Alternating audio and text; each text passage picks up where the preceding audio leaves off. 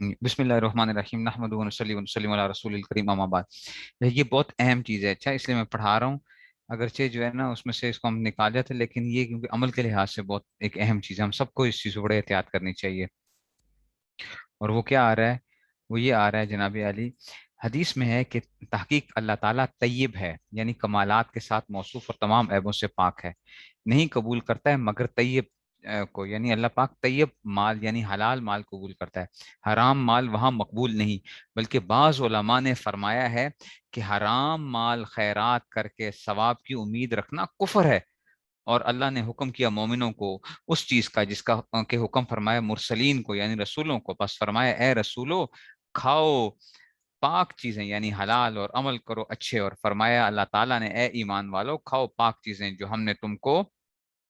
دی ہیں۔ پھر ذکر فرمایا جناب رسول اللہ صلی اللہ علیہ وسلم نے کہ ایک آدمی ایک آدمی کا جو لمبا سفر کرتا ہے حج کرنے علم طلب کرنے والا کو، اس حال میں کہ پراگندہ حال اور گرد آلود ہوتا ہے سفر کی مشقت سے، اور ہاتھ بڑھاتا ہے آسمان کی طرف اور کہتا ہے اے میرے پروردگار اے میرے پروردگار، یعنی اللہ پاک سے بار بار سوال کرتا ہے کہ رحم فرما کر مقصود عطا کرے، حالانکہ اس کا کھانا حرام ہے اور اس کا پینا حرام ہے اور اس کا لباس حرام ہے، یعنی خورد و نوش اور لباس مال حرام سے حاصل کرتا ہے، اور پالا گیا اچھا جی یعنی اس میں پالا گیا مال حرام سے یعنی مال حرام سے گزر کرتا ہے، اسی سے پرورش پاتا ہے۔ ہاں جس کو والدین نے ناوی حالت میں مال حرام سے پرورش کیا اور بالغ اس نے حلال مال حاصل کیا تو اس کو اپنی خود و نوش و لباس میں صرف کیا تو وہ شخص اس حکم سے خارج ہے، یعنی اگر ماں باپ نے حرام کھلایا تھا تو خیر وہ تو جب بالغ ہو گیا تو پھر اس نے وہ نہیں کیا ہے، تو اس گناہ فقط والدین کا، پس کیوں کر قبول کی جاوے وہ دعا اس کے لیے۔ یہ حدیث میں آتا ہے کہ ایک آدمی آتا ہے لمبا سفر کر کے آتا ہے خانہ کعبہ کے پاس پہنچتا ہے اور کہتا ہے یا رب یا رب یا رب، حدیث میں آتا ہے کہ جی اس کا کیا ہے، اس کا کھانا جو ہے نا مطعم ہو حرام مشرب ہو حرام و ملبس ہو حرام، اس کا کھانا پینا لباس حرام ہے، ٹھیک ہے نا، تو دعائیں کر رہے ہیں خوب اس میں سے اشاسا اخبارا اس طرح کے الفاظ اس میں آتے ہیں، پورا گندا حال ہے، تو اب اللہ سے دعائیں کر رہا ہے تو حدیث میں آتا ہے کہ اے یستجاب اللہ، اس کیوں اس کی دعا قبول کی جائے؟ جب سارے حرام کھا کھا اب دعائیں کرے گا تو کہاں سے قبول ہوگی؟ تو یہ دیکھو یہ بہت انپورٹنٹ چیز ہے آج کل کے زمانے کے اندر، یہ جو ہم کہتے ہیں نا کہ ہماری دعائیں قبول نہیں ہوتی ہیں، اس کی ایک بہت بڑی وجہ کیا ہے؟ مال حرام ہے، مال حرام، حرام انگریڈینٹس بھی ہیں جو ہم کھا پی رہے ہوتے ہیں، چیزوں کے اندر احتیاط نہیں کر رہے ہوتے، اور حرام کمائی بھی ہوتی ہے، ہمیں پتہ ہی نہیں چل رہا ہوتا کہ ہم کس طریقے سے حرام جو ہے نا اپنے اندر ڈالی جا رہے ہیں، اور یہ ایک بڑی خطرناک چیز ہے۔ اس لیے اپنے مال کو کیا کرو، جتنا پاکیزہ رکھو گے، جتنے اپنے آپ کو حرام سے بچا کے رکھو گے، اور افسوس پتہ ہے کس چیز پہ ہوتا ہے؟ افسوس اس پہ ہوتا ہے آج کل کہ لوگ جو ہے نا اس پہ کوئی زور نہیں دیتا آج کل کہ بھائی کسی کا ناجائز مال نہ کھاؤ، کسی کی زیادتی نہ کرو، کچھ نہ کرو۔ آج کل کا نہ پیر نہ مفتی نہ عالم نہ کوئی بزرگ، کوئی ان چیزوں پہ زور نہیں ہے، ختم ہو گئی ساری باتیں، بس تہجد پڑھ لو، ذکر اذکار کر لو، فلاں چیزیں کر لو، بس تم کیا ہو، تم سب سے بڑے ولی اللہ بن گئے ہو۔ کھانا حرام ہے، کوئی مال کی کوئی پرواہ نہیں ہے، کہاں سے آ رہا ہے کہاں سے جا رہا ہے، وقف کا مال ہے تباہ کر دو اس کو، کوئی پرواہ نہیں، کچھ بھی نہیں ہے، جو لوگوں کو زبردستی لوگوں کے گھروں کے اندر سے جا کے مال وصول کر لو، کوئی پرواہ نہیں ہے، چوری کر لو، جو ہے نا کسی طریقے سے رشوت لے لو، کوئی فرق نہیں پڑ رہا، ٹھیک ہے نا، بینک کی نوکریاں کر کے حرام کھا لو، کوئی فرق نہیں، انشورنس کی کمپنی اس کے پیسے کھا جاؤ، کوئی وہ نہیں، تو یہ کوئی وہ نہیں بتاتا آج کل، بس وہ کہتے ہیں بس جی ٹھیک ہے تہجد پڑھو تو بس بہت ہے جی بزرگ بن گئے ہو، یعنی باوجود اس کا مشقتوں کے مال حرام کے استعمال کے سے ہرگز دعا مقبول نہ ہوگی، اور اگر کبھی مقصود حاصل ہو بھی گیا تو وہ دعا کے سبب سے نہیں بلکہ اس کا حاصل ہونا تقدیر الہی کی وجہ سے، جیسے کہ کافروں کو مقصود پورے ہو جاتے ہیں، اور دعا کے مقبول ہونے کے یہ معنی ہے کہ اللہ تعالیٰ بندے پر نظر رحمت فرمائے اور اس رحمت کی وجہ سے اس کو مطلوب عطا فرمائے، ٹھیک ہے نا، اور اس طلب پر ثواب عنایت ہو، سو یہ بات اسی کو میسر ہوتی ہے جو شریعت کا پابند اور اللہ پاک سے مقصود طلب کرے۔ یہاں سے معلوم ہوا کہ حلال کھانے میں بڑی برکت ہے، اور واقعی اس کی خاص تاثیر ہے، اور ایسا مال کھانے سے نیکی قوت پیدا ہوتی ہے، اور اعضاء عقل کے تابعداری کرتے ہیں۔ حضرت سیدنا مولانا ابو حامد محمد غزالی نور المرکز ایک بہت بڑے درویش سے یعنی سہیل سے نقل فرماتے ہیں کہ جو حرام کھاتا ہے اعضاء اس کی عقل کی اطاعت چھوڑ دیتے ہیں، یعنی عقل نیکی کا حکم کرتی ہے اور اس کی اطاعت نہیں کرتے، مگر انہیں حضرات کو معلوم ہوتی جن کی دل کی آنکھیں روشن ہیں، اور ورنہ جن کا دل سے ہے وہ تو شب و روز اس میں مشغول رہتے ہیں اور خوب لذت اڑاتے ہیں، ان کو کچھ اثر نہیں ہوتا۔ اللہ تعالیٰ قلب کی حس اور دل کی بینائی بصیرت قائم رکھے، آمین جو ہے۔ ٹھیک ہے نا، یہ جو آج کل ہم کہتے ہیں نا کہ جی نیکی کے اندر شوق نہیں ہے، فلاں نہیں ہے، سارا حرام کا بڑا اثر ہے نا، حرام کھائی جا رہے ہیں، پرواہ ہی نہیں ہے مال کا جو ہے، انگریڈینٹس بھی بہت زیادہ حرام آ چکے ہیں، اور ساتھ ہی کیا ہیں جو کمائی کے اندر بھی زیادہ پرواہ نہیں ہوتی ہے۔ ٹھیک ہے نا، ٹھیک ہے نا، تو اس لیے جو ہے لیس چپس حلال ہیں، لیس چپس حلال ہیں، لیز حرام نہیں ہے، اچھا وہ سرٹیفائڈ ہے سنا کی طرف سے، اچھا وہ جا رہا ہے سنا کی طرف سے حلال سرٹیفائڈ ہے، لیز حلال ہے، وہ حرام نہیں ہے۔ ٹھیک ہے، تو یہ جو ہے نا اس لیے بڑی احتیاط کریں کھانے پینے کے اندر، کمائی کے اندر بھی اپنے خامدوں کو، بچوں کو، سب کو سکھائیں کہ بھئی کیا کرنا ہے، حرام کا ایک لقمہ نہیں آنا چاہیے، کسی کا 1 روپیہ ہمارے کھاتے میں نہیں آنا چاہیے، کسی کے اندر سے بھی اپنی ڈیوٹی پوری کرنے کے حوالے سے، دوسری چیزوں کے اندر سے پورے ایک ہی چیز کا خیال رکھیں، جو اس کا خیال نہیں رکھتا نا، ہاں میں آپ کو سچ بتاؤں، کتنا بڑے سے بڑا ولی اللہ لوگ کیوں نہ کہیں نا اس کو، وہ ہواؤں میں بھی اڑ رہا ہو، اور مجھے اگر پتہ چل جاتا ہے کہ جناب یہ کیا اس کے مالی معاملات ٹھیک نہیں ہیں، تو میں سمجھتا ہوں یہ کوئی بزرگ نہیں ہے، یہ کوئی بزرگ نہیں ہے، یہ ویسے ڈھونک وہ ہے، یہ استدراج ہے اللہ کی طرف سے، کیا ہے ڈھیل پن ہے یہ جو ہے، کیونکہ نیک وہ بندہ نیک ہو ہی نہیں سکتا، اس کے مالی معاملات ٹھیک نہیں ہے، وہ بندہ نیک نہیں ہو سکتا۔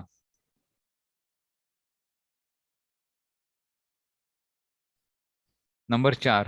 حضرت سیدنا عبداللہ بن مبارک جو بڑے عالم اور زاہد اور امام اعظم کے شاگرد ہیں، فرماتے ہیں کہ مجھے ایک درہم دیکھیں ذرا، مجھے ایک درہم مشتبہ مال کا لوٹا دینا جو مجھے ملے، خواہ ہدیے کے ذریعے سے یا کسی اور طرح سے، زیادہ محبوب ہے 6 لاکھ درہم خیرات کرنے سے، اللہ اکبر۔ یہاں سے اندازہ کرنا چاہیے کہ مشتبہ مال کی کیا قدر ہے، افسوس کہ لوگ سری حرام بھی نہیں چھوڑتے، روپیہ ملے کس طرح ملے، اور بزرگان دین مشتبہ مال کو اس کا برا سمجھتے تھے۔ حرام مال سے بچنا سب کے ذمہ ضرور ہے، اس سے بہت بڑی احتیاط لازم ہے، برا مال کھانے سے بے حد خرابیاں نفس میں پیدا ہوتی ہیں، یہ انسان کا ہلاک کرنے والا ہے، مشتبہ مال بھی نہیں کھانا چاہیے۔ حدیث میں کہ فرمایا جناب صلی اللہ علیہ وسلم نے، حلال ظاہر اور حرام ظاہر ہے، اور ان دونوں کے درمیان شبہ کی چیزیں ہیں، یعنی ان کے حلال اور حرام ہونے میں شبہ ہے، بعض اعتبار سے ان کا حلال ہونا معلوم ہوتا ہے اور بعض اعتبار سے ان کا حرام ہونا ہوتا ہے، ٹھیک ہے نا، الحلال بین والحرام بین وبینہما امور مشتبہات، یہ حدیث کے الفاظ آتے ہیں کہ حلال بھی واضح ہے، حرام بھی واضح ہے، اور ان کے درمیان کچھ امور کیا ہوتے ہیں، مشتبہ ہوتے ہیں، ٹھیک ہے نا، جن کو بہت سے لوگ نہیں جانتے، اور ہاں کم ہے ایسے لوگ جو ان کو جانتے ہیں، وہ بڑے بڑے عالم اور متقی ہیں جو اپنے علم پر اچھی طرح عمل کرتے ہیں، بس جس شخص نے پرہیز کیا، شبہ کی چیزوں سے بچا لی اس نے اپنے دین کو، ٹھیک ہے نا، تو یہ جو ہے نا، تو یہ اس میں سے اپنی دین کو، یعنی عذاب دوست سے پناہ مل گئی، اور اپنی آبرو کو یعنی تانا دینے والوں سے اپنی آبرو بچا لی، اس لیے کہ خلاف شرع شخص کو لوگ تان دیتے ہیں، اور ظاہر ہے کہ دین و دنیا کی بےزتی ہے، ہاں، جس سے بچنا ہر ذی عقل پر ضرور ہے، اور جو شخص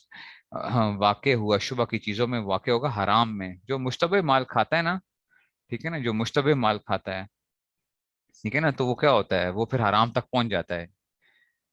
تو جو شخص شبہ کی چیزوں سے پرہیز نہیں کرتا وہ رفتہ رفتہ سری حرام باتوں میں مبتلا ہوتا ہے، جہاں نفس کو ذرا گنجائش دی گئی وہ رفتہ اس کا خرابی برپا کرتا ہے کہ خدا کی پناہ ہلاک ہی کر دیتا ہے، تو جو شخص مال کے بارے میں احتیاط نہ کرے، جو ملے اس کو قبول کر لے، کسی شبہ کی پرواہ ہی نہ کرے، وہ عنقریب حرام کھانے لگے گا۔ نفس کو ہمیشہ شریعت کا قیدی بنا کر رکھنا چاہیے، کبھی آزادی نہ دے، اور گو ایسے شبے کا مال کھانا جس کا یہ حال معلوم نہ ہو، اس میں کتنا حلال ملا ہے اور کتنا حرام، لیکن جائز ہے لیکن مکروہ ہے، اور رفتہ رفتہ شبہ سے سری حرام میں مبتلا ہونے کا سخت اندیشہ ہے، لہٰذا چاہیے کہ شبہ کی باتوں سے بھی بچے، کہ اصل مقصود اور ہمت کی بات یہی ہے، خوب سمجھ لو، مثل اس چرواہے کے جو چراتا ہے گرد اس چراگاہ کے جس کو بادشاہ نے اپنے جانور چرانے کے لیے خاص کر دیا ہے، قریب ہے قریب ہے، جس کو مطلب پتہ نہیں ہوتا نا کہ حلال حرام کے اندر سے انسان کے اندر ایک وہ پایا جا رہا ہوتا ہے کہ جناب یہ کیا ہے، حلال ہے یا حرام ہے، تو اس میں سے قریب ہے کہ یہ چراگاہ یعنی اس چراگاہ کے گرد چراتا ہے، وہ قریب خاص چراگاہ ہی میں چرانے لگے گا، یا تو اس طرح کے جانوروں کو اس طرح چرگے چرانا اس حد سے آگے نہ بڑھے دشوار ہے، جیسے خود چرواہے ہی کو عنقریب ایسی دلیری ہو جائے گی کہ وہ اس قدر احتیاط نہ کرے گا، اس طرح نفس کو احتیاط نہیں ہوتی، اور کبھی تو ابتدائی سے جہاں شبے کے درجے پر پہنچا حرام میں مبتلا ہو جاتا ہے۔ 1 منٹ، ٹھیک ہے نا، تو اب یہ حدیث میں جو بتایا جا رہا ہے نا کہ دیکھو، ہاں چراگاہ جو ہے نا، بعض جو ہے نا مباح چراگاہوں کے ذریعے جو تم چراتے ہو نا، تو خطرہ ہوتا ہے کہ جناب کیا ہو جائے گا، کسی اور کی چراگاہ کے اندر وہ نہ چلی جائے، ٹھیک ہے نا، وہ چیز جو ہوتی ہے، بکریاں جب چرا رہے ہوتے ہیں آپ جو ہے، تو ایسے ہی جب آپ کسی مشتبہ چیز کے قریب پہنچتے ہو تو بعض دفعہ بندہ سری حرام میں مبتلا ہو جاتا ہے. تو اسی کو چراگاہ کے ساتھ وہ دی گئی ہے کہ جی جو اس میں چراگاہ تھا. تو جو شخص ان حرام چیزوں میں واقع ہوگا. اچھا جی. تو یاد رکھنا کہ اچھا آگے نا. تو اس کا احتیاط نہ کرے گا. اس طرح نفس کو احتیاط نہیں ہوتی. کبھی تو ابتدا ہی سے جہاں شعبے کے درجے پر پہنچا حرام میں مبتلا ہو جاتا ہے، اور کبھی کچھ دنوں کے بعد یہ حالت ہوتی ہے. اور یاد رکھنا چاہیے کہ خود رو گھاس کی چراگاہ کو صرف اپنے لیے خاص کر لینا، دوسروں کو اس میں چراگاہ سے روکنا زمینداروں کو جائز نہیں. اور یہاں تو فقط مثال بیان کرنا مقصود ہے. جو خود رو گھاس ہوتی ہے نا، لوگ اس کو کرتے ہیں. آگاہ رہو کہ ہر بادشاہ کی ایک چراگاہ ہے، اور آگاہ ہو کہ اللہ تعالیٰ کی چراگاہ اس کے مہارے میں ہے. یعنی اللہ تعالیٰ کی چراگاہ سے کیا مراد ہے کہ اللہ تعالیٰ نے جو چیزیں حرام کی ہوئی ہیں. ہاں، تو جو شخص ان حرام چیزوں میں واقع ہوگا اللہ تعالیٰ کی خیانت کرتا ہے. ظاہر ہے کہ بادشاہ کی خیانت کرنا بغاوت ہے، اور اللہ تعالیٰ چونکہ اعلیٰ درجے کے بادشاہ ہیں لہٰذا ان کی خیانت اعلیٰ درجے کی بغاوت ہے، جس کی سزا بھی بہت بڑی ہے. آگاہ رہو انسان کے بدن میں ایک بوٹی ہے، ٹھیک ہے نا. الا ان فی الجسد مضغۃ، ٹھیک ہے نا. ایک انسان کے جسم میں کیا، یہ پڑھی بھی ہوگی آپ نے حدیث کے، جو ہے نا ایک بوٹی ہے جبکہ وہ درست ہوگی. اذا صلحت صلح الجسد كله واذا فسد فسد الجسد كله. اگر وہ کیا ہو جائے، درست ہو جائے تو سب درست ہو جاتا ہے، بدن درست ہوگا. جبکہ فاسد و خراب ہو جاتی ہے. الا وہی القلب. یاد رکھو کہ وہ کیا ہے، وہ دل ہے، دل. ٹھیک ہے نا. دل اگر آپ کا درست ہو گیا نا تو آپ کیا ہو جاؤ گے، ساری باتیں درست. اگر دل خراب ہو گیا تو سارا کام کیا ہو جائے گا، خراب ہو جائے گا. تو دل میں اصل میں خوف الہی جو ہے نا وہ پیدا ہونا ضروری ہے، یہ یاد رکھ لو. اس کے دل میں خوف الہی نہیں ہے نا، وہ باتوں میں جو مرضی جو ہے نا وہ رو رو کے جو ہے نا آنکھوں سے جو ہے نا وہ کر دے، جو ہے نا پورے کیا کہتے ہیں پورے چشمے بہا دے نا، تو کوئی فائدہ نہیں ہے. ٹھیک ہے نا. خوف ہوتا نہیں ہے، اوپر سے ڈرامے بازیاں ہوتی ہیں بعض لوگوں کی، کہ رو رو کے جو ہے نا ایسے رو رہے ہوتے ہیں جیسے کہ بس پتہ نہیں کیا ہو گیا ہے. تو دل میں اگر خوف الہی نہیں ہے نا تو اوپر سے رونے کا کوئی فائدہ نہیں ہے. تو ایسا ہی حدیث میں ہے کہ فرمایا نبی صلی اللہ علیہ وسلم نے ہلاک کر دے اللہ تعالیٰ یہود کو، حرام کی گئی ان پر چربیاں، یعنی گائے اور بکری کی چربی جو تھی ان پہ، جیسے قرآن مجید میں. پس انہوں نے اس چربی کو گلایا، پھر اس کو فروخت کیا. وہ کہتے ہیں چربی حرام ہے نا، چربی کو گلا کے نا وہ کیا کرتے تھے، صابن وغیرہ بنا لیا یا اس طرح جو ہے نا اس کو کہتے ہیں، یہ تو حرام نہیں تھی نا. یعنی ہیلا یہ کیا کہ خود چربی نہیں کھائی بلکہ اس کے دام کھائے، اور اس کو یہ سمجھے کہ یہ چربی کھانا نہیں ہے، حالانکہ اس کو کم خاص یہ تھا کہ چربی سے بالکل منتفع مت ہو. اس میں بیچ کر دام کھانا بھی داخل تھا. آج کل بعض سود خوروں نے اسی قسم کے لیے ہیلے پیدا کر لیے تاکہ ظاہر میں سود سے بچ جائیں اور حقیقت میں سود کھاویں. لیکن حق تعالیٰ عالم الغیب سے نیت کو خوب جانتا ہے، اور ہرگز ہرگز ایسے ہیلے نکالنا روا نہیں ہے. لوگ آج کل رشوت کو نا بڑے طریقوں سے کھاتے ہیں. وہ گفٹ ہو گیا جی، فلاں ہو گیا، یہ تو ہم آپ کو سروس دے رہے ہیں جی، ہم ایکسٹرا سروس آپ کو دے رہے ہیں. رشوت کھا رہے ہوتے ہیں سری. کل بھی مجھ سے کسی بندے نے مسئلہ پوچھا، حرام سیدھا سادہ حرام جو ہے نا اس کو کیا کر لیا انہوں نے، اس کو وہ کہتے ہیں جی سروس کے پیسے ہیں یہ تو آپ سے جو ہے نا، حرام کھا رہے ہوتے ہیں، پرواہ نہیں ہوتی ہے. نمبر 7 حدیث میں ہے کہ فرمان صلی اللہ علیہ وسلم نے نہیں ہے یہ بات کہ کمائے بندہ مال حرام کو پس صدقہ دے اس میں سے، سو اس سے قبول کیا جاوے، اور نہ یہ کہ خرچ کرے اس میں سے پس برکت دی جائے اس مال میں، اور نہ یہ کہ چھوڑے اپنے پیچھے مگر ہو. ہاں اچھا جی، مگر ہو وہ توشہ اس لیے کہ بلکہ ہوگا پہنچانے والا دوزخ کی طرف. اصل میں یہ حدیث کے انہوں نے سری الفاظ اس نے لے کر آئے ہوئے ہیں. مطلب یہ ہے کہ ایک آدمی حرام مال کا صدقہ کرے تو صدقہ قبول نہیں کیا جاتا، اس میں برکت بھی نہیں ہوتی ہے. اور وہ جو مال پیچھے چھوڑ کے جاتا ہے نا تو یہ اس کو کیا کرتا ہے،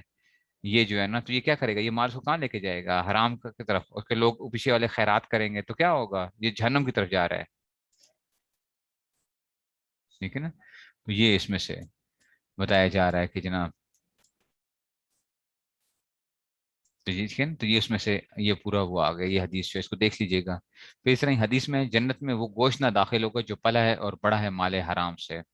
ٹھیک ہے نا. جو مال حرام سے جو جس نے اپنے مال حرام سے اپنے آپ کو بدن کو مضبوط کیا، کھا پی کے جی تکڑے، ٹھیک ہے نا، آرام خور، کھا کھا کے جو ہے نا موٹے تگڑے تازے ہو گئے، تو یہ ایسا جسم کیا نہیں ہوگا، یہ جنت میں نہیں جائے گا. ٹھیک ہے نا. اچھا جی. آپ دیکھو حدیث میں کہ بندہ نہیں ہوتا پورے پرہیزگاروں میں سے یہاں تک کہ چھوڑ دے اس چیز کو جس میں کچھ ڈر نہیں، بس وہ اس چیز کی جس میں اندیشہ ہے. یعنی کوئی چیز بالکل حلال ہے اور کوئی کام مباح اور جائز ہے، مگر اس میں متوجہ ہونے سے اور ایسے مال کھانے سے کسی گناہ ہو جانے کا ڈر و احتمال ہے، تو اس حلال مال کو بھی نہ کھاوے اور ایسے جائز کام کو بھی نہ کرے، اس لیے اگرچہ یہ کام کرنا اور یہ مال کھانا گناہ نہیں، مگر اس کے گناہ ہو جانے کا ڈر ہے اور برے کام کا ذریعہ بھی برا ہوتا ہے. مثلا عمدہ کھانے اور لباس میں مشغول ہونا جائز اور حلال ہے. اب آپ کہیں گے دیکھیں اب یہ صوفی پناہ آ گئے. اب آپ کہیں گے کہ سا جی آپ اپنی باتیں جو ہے نا کیسے ہمیں بتاتے ہیں. पढ़ने के लिए जो है, तो ये हम जायज नहीं है जो है। देखो मैं नहीं कह रहा हूँ, थानवी रहमतुल्लाह लिख रहे हैं, अच्छा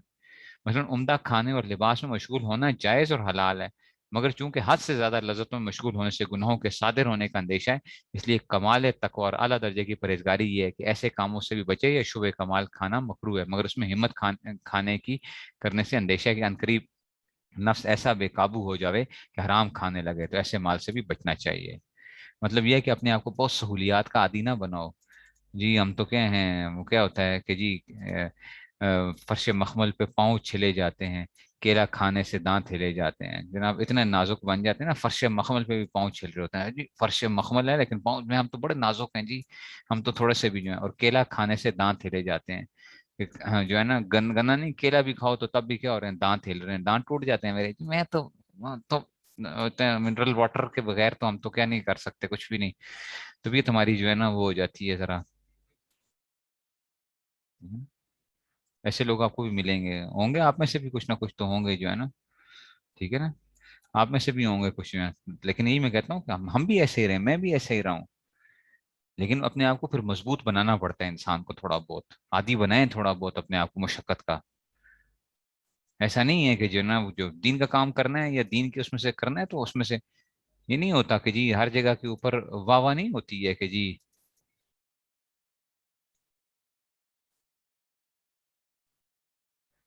हम्म,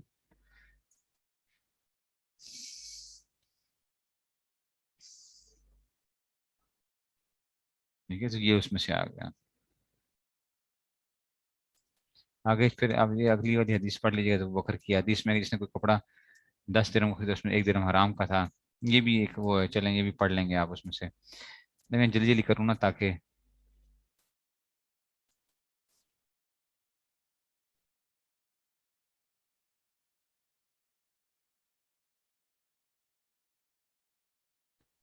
और जो अल्लाह ने रिस्क लिखा हुआ है वो क्या होगा, आपको मिलेगा ही मिलेगा उसमें से।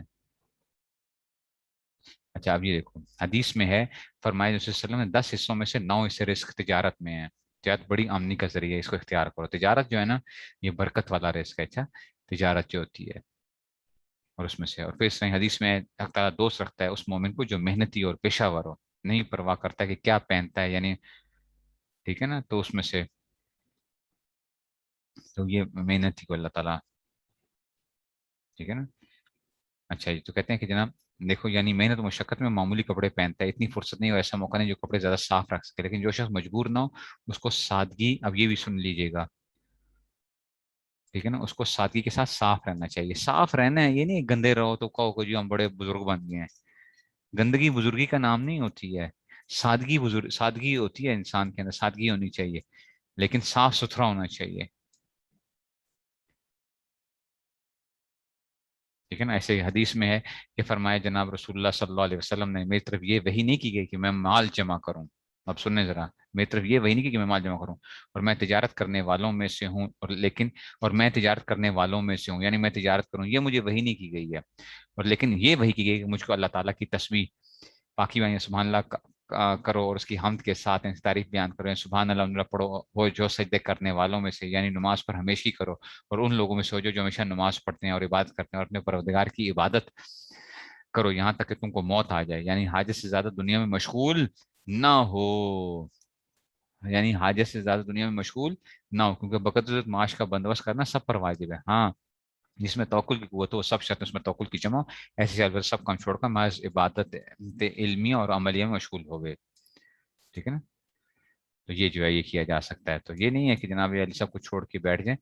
कुछ करें, लेकिन ये है कि साथ ही बहुत भी ना पीछे पड़े दुनिया के। ठीक हो गया जी।